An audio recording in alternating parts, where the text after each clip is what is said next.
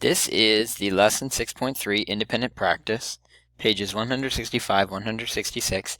Look to the right here and you'll see which numbers you're supposed to do. You're supposed to do numbers 6, 7, 8, 9, 10, 14, 15. Please don't do any problems other than those. You're welcome to do those, but this hints video won't offer any help. Once again, this will be a hints video, so I suggest that you read the questions with me. I'll help you set the problems up, but I will not actually give you any answers here. So this first video will be numbers 6, 7, and 8, and then we'll break it up after that so the videos don't get too long. Alright, number 6. Gina's art teacher mixes 9 pints of yellow paint with 6 pints of blue paint to create green paint. Gina mixes 4 pints of yellow paint with 3 pints of blue paint. Did Gina use the same ratio of yellow paint to blue paint instructed by her teacher, and explain? So I'm going to use a whiteboard here, and I'm going to set up into fractions what information was given to me. So we've got Gina and her teacher.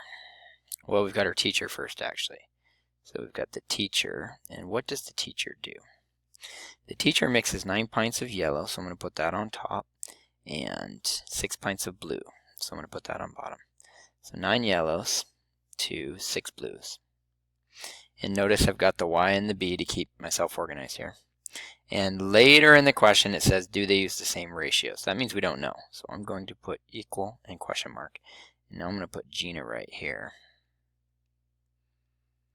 And Gina uses 4 pints of yellow, so I'm going to put that on top. And 3 pints of blue. And the question is, did Gina use the same ratio of yellow to blue? And explain. And I can see 2 pretty simple ways to solve this. One would be cross multiplication. You could multiply diagonally here, 9 times 3 and 6 times 4. And if you get the same product, then the answer is yes, they use the same ratio. Or you could check, how would you get from 6 to 3? What would you do? Would you multiply? Would you divide? Would you do the same thing to the top term? You could actually go backwards too. You could say, how would you get from 3 to 6? Oh, I noticed that you would double that. So you would do the same thing with the 4. How would you get from 4 to 9? If it's the same thing as you did to the 3, then they're equivalent. If it's not the same thing, then they're not equivalent. Make your best guess on that, and then we'll go on to the next question.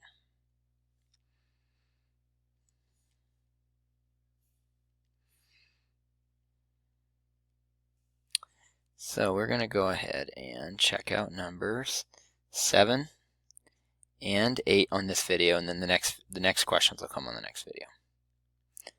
So number 7 reads, the Suarez family paid $15.75 for 3 movie tickets. How much would they have paid for 12 tickets? So once again, I would set this up, and I always like to put money on top, $15.75 on top. And 3 movie tickets on the bottom, so I'll put 3, and I might just put a T there for tickets, 3 tickets.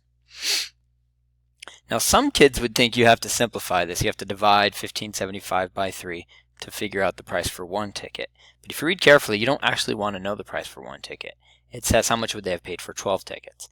So what you do here is you write an equal sign, and you write 12T here. I don't care about the price for 3 tickets, I care about the price for 12 tickets. And you should actually notice a simple way to get from 3 tickets to 12 tickets. How would you get from 3 tickets to 12 tickets? You would multiply by a number. You could figure that out. And then you would do the same thing here. You'd multiply the top term by the same number. If you multiply carefully and make sure you get your decimal in the right spot, then you should pretty much get a fairly easy answer here. So that is number 7. Go ahead and try that. And of course, compare answers with your peers. And when you're ready, resume the video. Check out number 8.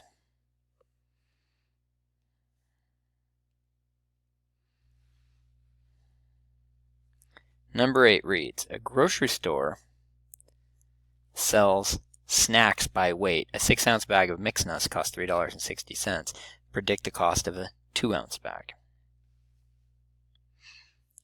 So again, when money's involved, I like to put that first.